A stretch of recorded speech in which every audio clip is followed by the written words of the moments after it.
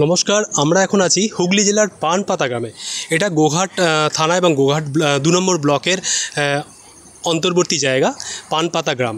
এখানে এসে আমরা একটা শীতল হয়ে গেলাম, অনেকটা স্নিগ্ধ হয়ে গেলাম বলা যেতে পারে।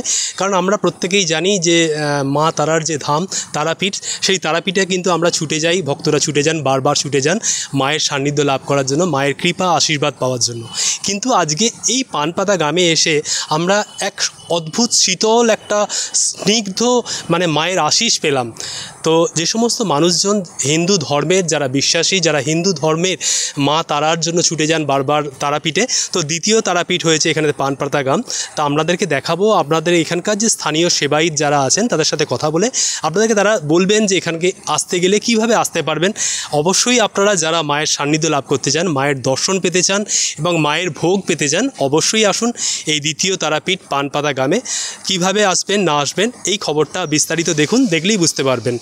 হুগলি জেলার গোঘাটের দ্বিতীয় তারাপীঠে সাড়ম্বরে চলছে মায়ের আরাধনা। মন্দির প্রাঙ্গণ ভরে উঠেছে ঘণ্টা, শঙ্খের ধ্বনি, ধূপধুনোর গন্ধ আর ভক্তদের উচ্ছ্বাসে।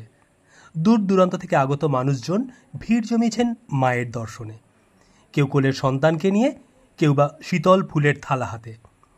মায়ের ভোগ আরতি শুরু হতেই প্রদীপের আলো, ঢাকের তালে, ভক্তিগানের সুরে যেন এক অলৌকিক আবহ ছড়িয়ে পড়ে চারিদিকে। সেই মুহূর্তে ভক্তরা ভুলে যান সংসারের সব দুঃখ দুর্দশা, চোখ বন্ধ করেই ডুবে যান মায়ের চরণে। মায়ের স্নিগ্ধ দৃষ্টি আর আশীর্বাদে যেন প্রতিটি হৃদয়ে ভরে ওঠে শান্তি, ভক্তি আর আশার আলো। এখানে যিনি প্রতিষ্ঠা করেছেন তিনি বাবা এই মন্দিরকে, এই মাকে প্রতিষ্ঠা করেছেন। আদি মন্দির আমাদের বাড়ির কাছে আদি মন্দির আছে, তা এখানে এই মায়ের প্রতিষ্ঠা হয়। তারাপীঠে যেই নিয়মে চলে এখানে সেই ওর নিয়মেই চলা হয়। মায়ের দুপুরে অন্নভোগ হয়, ভোর 4:50 ব্রহ্মশিলা স্নান করানো হয়, আবার বিকালে অন্নভোগ হয়, এই লুচি ভোগ হয়, আবার সন্ধে আরতির পর খুলে দেওয়া হয় গেট, দর্শন ডালি কিছু পুজো হয়, পুজো হয়ে যাওয়ার পর আবার মায়ের গেট বন্ধ হয়। কোন কোন টাইমে মায়ের আরাধনা হয়, পূজা বা আরতির টাইমগুলো যদি একটু বলেন। মায়ের ব্রহ্মশিলা স্নান হয় ভোর 4:50, ব্রহ্মশিলাকে স্নান করানো হয়। তারপর মাকে ওখানে সিংহাসনে বসানো হয়, বসিয়ে মায়ের পুজো হয়, পুজোয় আবার বড় মায়ের আরতি হয়। আরতির পর একটুখানি গেট বন্ধ থাকে, আবার সকালে গেট খোলা হয়। তারপর যারা দর্শনডালি আছে তাদের সব পুজো নেওয়া হয়, আবার 12:30টায় গেট বন্ধ হয়, মায়ের 1:05 অন্নভোগ হয়। যারা পুণ্যার্থীরা আসেন, যারা মাকে দর্শন করতে আসেন, কোন সময়টা তাদের জন্য ঠিক, যে পুজো দেওয়ার জন্য কোন সময়টা ঠিক?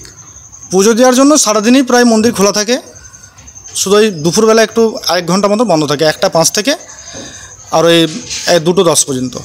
আপনি এই মন্দিরে পূজা অর্চা আপনিই করেন। আপনার পরিচয় দাদা? আমার রাজপুরে বাড়ি, আমার নাম অপূর্ব রায়। আপনি সবসময় মন্দিরেই থাকেন? হ্যাঁ, এখানে পুণ্যার্থী ভালোই আসে, মোটামুটি খারাপ নয়। অনেক পুণ্যার্থী একদম লাইন পড়ে যায় আমাদের এই রাস্তা পর্যন্ত মায়ের গেট থেকে। তাকে দর্শন করতে যারা আসতে চান, হ্যাঁ আসে, সব মায়ের দর্শন করে। এবং যারা পুজো দিতে চায়, এখানে ডালির দোকান আছে, এই তো সব ডালির দোকান, এখান থেকে সব ডালি খেলে কিনে মায়ের মন্দিরে পুজো দিতে পারবে। এখানে 31 টাকা থেকে শুরু, 51 টাকা আছে, 501 টাকা আছে, 101 টাকা আছে। মানুষের যেরকম ভক্তি হবে সেরকমভাবেই দিতে পারবে। এবং ভক্তরা যারা আসবে এখানেতে মাকে দর্শন করতে, যারা আসবেন দর্শনার্থী, তারা এসে এখানেতে মায়ের অন্নভোগও পাবেন, তাই পাবেন? হ্যাঁ হ্যাঁ হ্যাঁ, এখানে 1:05 মায়ের অন্নভোগ হয়, এখানে 1:15 থেকে মায়ের অন্নভোগ দেওয়া হয়। এই সম্পর্কে প্রতিষ্ঠা হয়েছে বলতে, আমাদের এই মন্দিরের যে আদি মন্দির আছে ওখানে একটি সাধক, এখানে শ্রীমন্ত বাবা নামে পরিচিত, উনি ওখানে সাধনা করতেন। সাধনা করার ফলে একদিন উনি করেন, মা ওনাকে স্বপ্নাদেশ দেয় যে তারাপীঠ আদলে মন্দির করার জন্য। তখন আমাদের এই আদি মন্দির থেকে আমাদের কমিটি আছে, ওই কমিটি সিদ্ধান্ত নেয় এই বাবার আদেশ মতন যে কীভাবে কী করা হবে। তারপরে গোটা অঞ্চলে আমরা ওই কমিটিটা 5-6টা গ্রুপে ভাগ হয়ে গিয়ে গোটা অঞ্চলের মানুষের ডোরে ডোরে গিয়ে, ডোর টু ডোর গিয়ে আমরা ওখান থেকে প্রণামী কালেকশন করি। আমাদের গোটা অঞ্চল এবং অঞ্চলের আশেপাশেও অনেক গ্রাম আমাদেরকে সাহায্য করে, তার ফলেই আমাদের কিছু টাকা করে আমরা এই মন্দির তৈরি করেছি।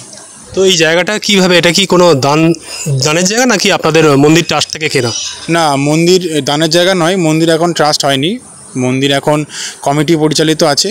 তো আমরা ভবিষ্যতে ট্রাস্টের দিকে এগোচ্ছি, আমাদের সমস্ত ফাইল মেনটেন হচ্ছে। তো মন্দির পুরো জায়গাটি কেনা হয়েছে এবং কিছু দানের জায়গাও আছে। তো এখানে ভক্ত অসংখ্য ভক্ত হয়, সামনে আসছে কৌশিকা অবস্থা, অগণিত ভক্তের ভিড় থাকে এবং সবথেকে সুবিধা তারাপীঠ অনেক মানুষ যেতে পারে না অনেক ইয়ের জন্য, তো এত কাছে মাকে পেয়ে অনেক ভক্তরাই খুশি, আমি নিজেও খুশি অনুভব করি এবং অনেক ভক্তের সমাগম ঘটে। এখন মায়ের মন্দির বন্ধ থাকে, এখন এমনি ভক্ত দেখতে পাচ্ছেন না, বা বিকালের দিকে প্রচুর ভক্ত সমাগম ঘটে, অনেক ভক্ত এখানে আসছে এবং ওনারা কাছ থেকে মাকে পেয়েও আনন্দ উপভোগ করছে অনেক। তো আপনার মধ্যম দিয়ে এখানেতে এই যে দ্বিতীয় তারাপীঠ এই পানপাতা গ্রাম, এখানে মানুষ কিভাবে আসবে, যদি আপনি তার একটু এখানকার যে ঠিকানা আছে সেটা যদি দর্শক বন্ধুদের একটু বলেন। যেনারা কলকাতা থেকে আসবেন ওনারা আরামবাগ আসতে পারেন বা গোঘাট আসতে পারেন। যেনারা কলকাতা থেকে আসছেন আরামবাগ বা গোঘাট স্টেশনে নামার পর ব্যাঙাই বলে আসতে পারেন, ব্যাঙাই একটা জায়গা আছে, আরামবাগ থেকে আসে ব্যাঙাই সবাই জানে, আর কলকাতা থেকে এলে আরামবাগ বা গোঘাট স্টেশনে নামার পর ওনারা আসতে পারেন গোঘাট স্টেশন ব্যাঙাই থেকে যে কোনো টোটোওয়ালাকে বললে ওনারা মন্দির কিন্তু পৌঁছে দেবেন, এটা এখন করছে। যেনারা বাঁকুড়া থেকে আসবেন তেনার দিকে ব্যাঙাই এসে নামতে হবে, ব্যাঙাই মোড়টাকে সবাইকে মনে রাখতে হবে। যারা বাঁকুড়া এবং কলকাতা থেকে আসছেন বা হলদিয়া ঘাটাল থেকে আসছেন, ওই ব্যাঙাই মোড়ে এসে যাকে বলবেন দ্বিতীয় তারাপীঠ যাব, সেই আপনাকে দ্বিতীয় তারাপীঠ পৌঁছে দেবে।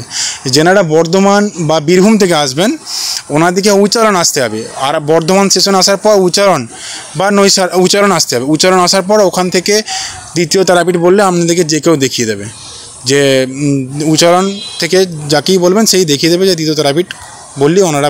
যে সমস্ত ভক্তরা আসবে ওনাদের পুজো দেওয়ার জন্য কি ব্যবস্থা রেখেছেন আপনারা? ওখানে ওনাদের পুজো দেওয়ার জন্য এখানে ডালির কিছু দোকান আছে, আপনি দেখবেন এখানে ডালি পাওয়া যায় এবং ডালির দোকান আছে, ওনাদের জন্যই এগুলো করা হয়েছে, কারণ ডালি ছাড়া তো মায়ের পুজো সম্পূর্ণ হবে না এবং ভক্তরা আসবেন মাকে দর্শন করবেন, তা ওনাদের মনেরও ইচ্ছা জাগবে যে আমি ডালা দিয়ে মাকে পুজো দেবো বা মাকে জড়িয়ে ধরবো, তো এই জন্যই অসংখ্য ডালার দোকান করা হয়েছে এখানে এখন। তো ওখান থেকে ওনারা পুজো নিয়ে মাকে পুজো দিতে পারবেন। আর এর জন্য ভোগ রান্না হচ্ছে? এটা মায়ের ভোগ। এটা কি প্রতিদিনই হয়? এটা নিত্যদিন। এটা মানে কি কি ভোগ রান্না হয় এখানে? এখানে ভোগ বলতে কি এই মায়ের সাদা ভাত আর দুটো তরকারি, ডাল, চাটনি। এটা মায়ের ভোগ দেওয়ার পর যে ভক্তরা আসে তাদেরকেও কি ভোগ দেওয়া হয়? তাদের জন্য। আর মায়ের ভোগ কখন দেওয়া হয়? এটা 12টা ওই পৌনে একটায়।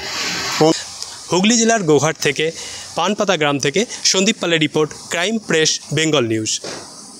চালমানি পূজা গোল্ড, মিনিকেট, রত্না, স্বর্ণ 10 আর দুধের স্বরের বিশুদ্ধতা একবার খেলেই বুঝবেন আসল স্বাদ।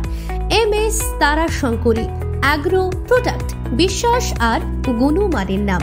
যোগাযোগ করুন 7011192179 আমাদের ঠিকানা বাজে কুমারপুর, মাধবদেহি, পূর্ব বর্ধমান 713427। পূজা গোল্ড, প্রতিদিনের পাতে সোনার স্বাদ। তোমার আমার সকলেরই একটাই পছন্দ, মাদার্স চয়েস। ঘরে সুগন্ধি ভাত, প্রতিদিনের রান্নায় নিখুঁত স্বাদ, চাই উন্নত মানের চাল।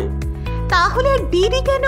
আজই যোগাযোগ করুন ধনরাজ অ্যাগ্রো ইন্ডাস্ট্রিজ প্রাইভেট লিমিটেডে।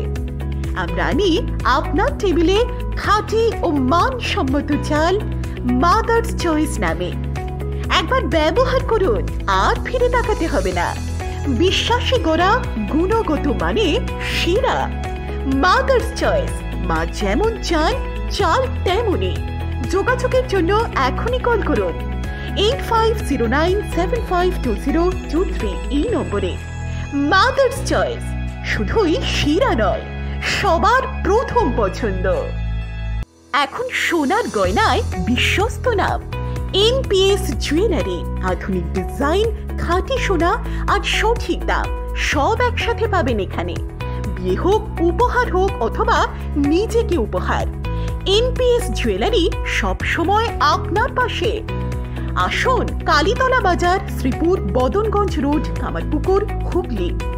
বিস্তারিত জানতে ফোন করুন 6296152576 এই নম্বরে।